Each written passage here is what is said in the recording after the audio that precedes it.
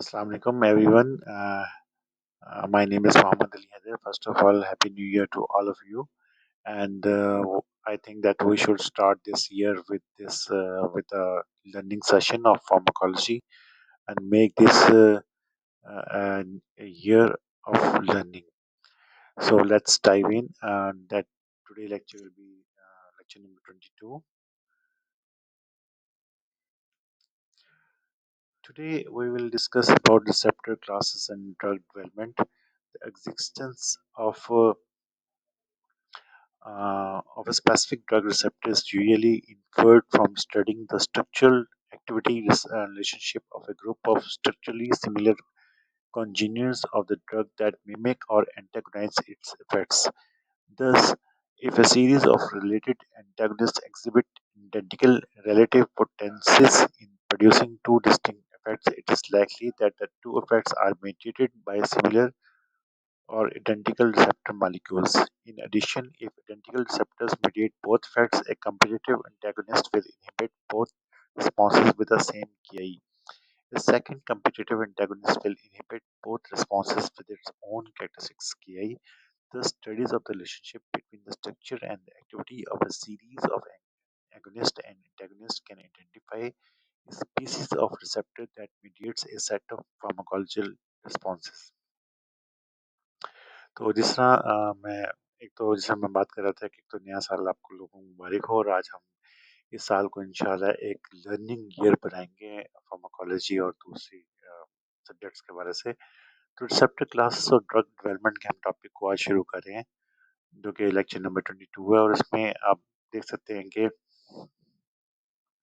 किसी भी specific drug receptor की एग्जिस्टेंस को हम किस तरह जान सकते हैं कि अगर हम उसकी ग्रुप के साथ उसकी जो एक्टिविटी है उसके रिलेशनशिप को अगर हम देखें देखें अब जो सिमिलर जो ड्रग्स हैं उनकी और उसके एंटेगोनिस्ट हैं उसके इफेक्ट्स भी सिमिलर होंगे जैसा एक specific series of created antagonist है वो एक रिलेटिव पोटेंसीज जो है वो दो डिस्टिंक्ट इफेक्ट में प्रोड्यूस करता है एक तो वो होता है जो कि उस रिसेप्टर के साथ आइडेंटिकल इफेक्ट होता है या सिमिलर इफेक्ट होता है उस तरह के इफेक्ट्स प्रोड्यूस करते हैं और आइडेंटिकल रिसेप्टर जो है वो हर तरह के इफेक्ट्स दो तरह के इफेक्ट्स प्रोड्यूस कर सकते हैं एक कंपेटिटिव एंटेगोनिस्ट जो कि सेम जो उसका रिस्पॉन्सेज है उसको इनहिबिट कर सकता है और सेकंड जो है वो कम्पिटिटिव एंटेगोनिस्ट जो है वो दोनों तरह के कैरेक्टरिस्टिक्स जो है वो इनहिबिट करेगा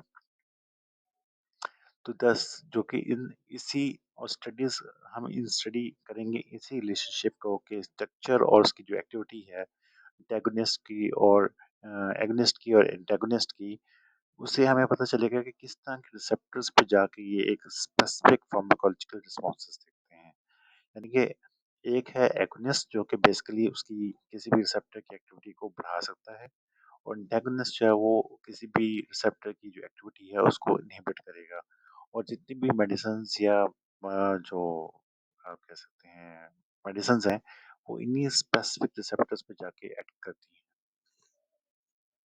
तो ये इस हवाले से जो हम नया टॉपिक अब शुरू कर रहे हैं वो इस एगोनिस्ट और एंटेगोनिस्ट के हवाले से और जो इसका रिलेशनशिप है विद मेडिसिन वो बहुत इंपॉर्टेंट होगा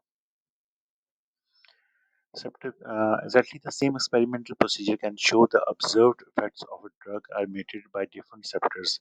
In this case, effects mediated by different receptors may exhibit different orders of potency among agonists and different Ki values for each competitive antagonist. Wherever we look, evolution has created many different receptors that functions to mediate responses to any individual chemical signal.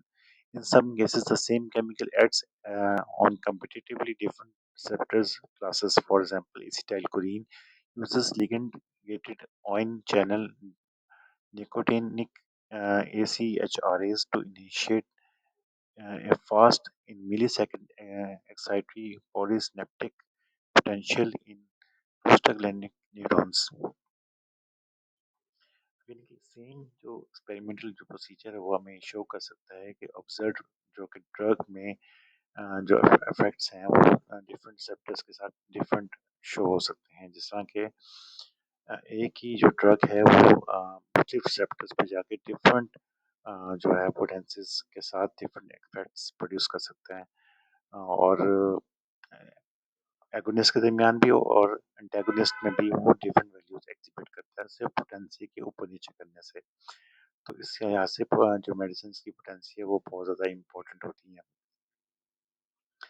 और अब तो इस medicine की evolution इतनी ज़्यादा हो चुकी है कि डिफरेंट रिसेप्टर्स पे जाके ये डिफरेंट फंक्शंस जो है वो रिस्पॉन्स करता है चूँकि किसी भी इंडिविजुअल केमिकल सिग्नल के हवाले से। लेकिन सेम केमिकल एक्ट जो है वो स्ट्रक्चरल रिसेप्टर्स क्लासेस पे डिफरेंट एक्ट कर रहा होता है। जैसे कि इसकी एग्जांपल लेते हैं हम एसिटाइलकोलिन जो कि निकोटिनिक चैनल्स पे जाके उसका इफेक्ट डिफरेंट होगा। और ये जो वो अपना रिस्पॉन्स जो प्रोड्यूस करता है वो मिली सेकेंड्स यानी कि इतनी जल्दी जाके ये इफेक्ट्स वहाँ पे प्रोड्यूस करता है। और जिसकी वजह से पोस्ट सिनेप्टिक पोटेंशियल जो है वो पोस्ट न्यूरॉन्स में जाके वो इनिशिएट होता है। तो आप अंदाज़ा लगा सकते हैं कि मिली सेकंड्स के अंदर जो है एसिटाइलकोलिन जो है वो अपने स्पेसिफिक टारगेटेड रिसेप्टर्स पे जाके वो अपना एक्शन जो है वो उसको इनिशिएट कर सकता है। G protein coupled receptors. Acetylcholine also activate a separate class of G protein coupled receptors, muscarinic receptors, which mediate slower seconds to minutes modulatory effect on the same neurons. In addition, each structure class usually includes multiple subtypes of receptors, often with significantly different signaling or regulatory properties. For example, many biogenic amines, for example, norepinephrine, acetylcholine, and serotonin activates more than one receptors, each of which may activate a different G protein as previously described. यानी कि acetylcholine जो है वो एक separate class है जो कि जी protein couple receptors की उसको भी जाके एक्टिवेट कर सकता है जो कि सेकंड्स वहाँ तो मिली सेकंड्स में वो इफेक्ट कर रहा था, यहाँ पे सेकंड्स से लेके मिनट्स तक उसका जो इफेक्ट है वो एक ही न्यूरॉन्स पे आ सकता है।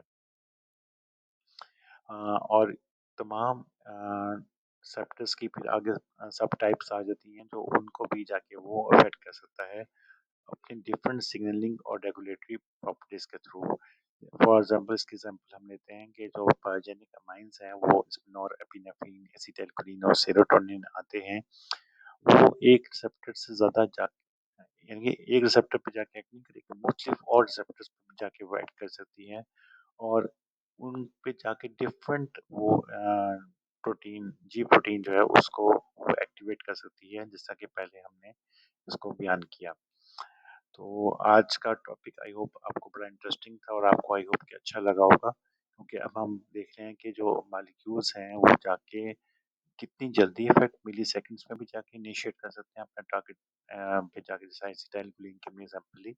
और इसी तरह हमने ये देखा कि एसिटाइलकोलिन जो है एक से ज़्यादा रिसेप्टर्स पे जाके एक्ट कर सकती है और वहाँ पे उसके डिफरेंट जो है वो रिस्पॉन्सेज आ सकते हैं। इसमें इसके सामने एग्जांपल ली नॉरएपिनेफ्रिन, एसिटाइलकोलिन और सेरोटोनिन की। तो thank you very much for your precious time और आई होप कि नया साल आपके लिए एक नई खुशियाँ लेके आएगा। और do subscribe to my channel. I hope you enjoyed to this channel lecture. Take care. Allah Hafiz.